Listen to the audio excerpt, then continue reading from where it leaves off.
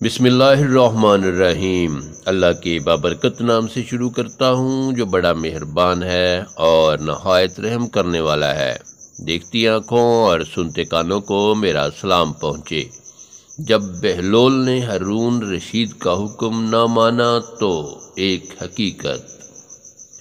سلطان ہارون رشید نے بہلول کو ہدایت کی کہ بازار جائیں اور کسائیوں کے ترازو اور جن پتھروں سے وہ گوشت تولتے ہیں وہ چیک کرے، اور جن کے تول والا پتھر کم نکلے انہیں گرفتار کر کے دربار میں حاضر کرے۔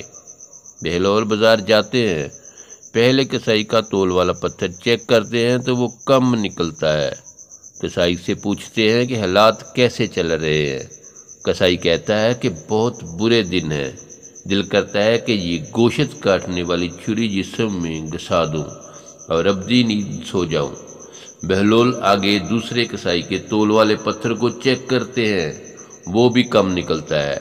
کسائی سے پوچھتے ہیں کہ کیا حالات ہیں۔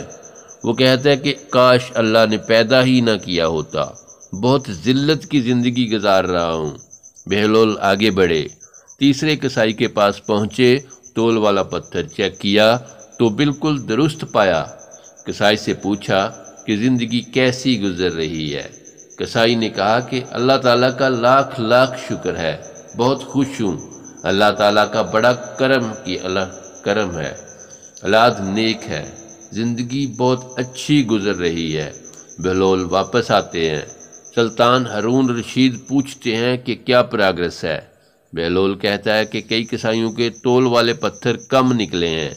سلطان محمود نے غصے سے کہا کہ پھر انہیں گرفتار کر کے لائے کیوں نہیں؟ بہلول نے کہا اللہ تعالیٰ انہیں خود سزا دے رہا ہے، ان پر دنیا تنگ کر دی ہے، تو یہاں لانے کی کیا ضرورت تھی؟ آج ہمارے بھی کچھ یہی حالات ہیں، ہم نے دنیا کو اپنایا ہے، دنیا سے چمٹے ہوئے ہیں اور آخرت کی فکر ہی نہیں۔ اللہ تعالیٰ ہمارے حالات پر رحم فرمائے، آمین ثم آمین۔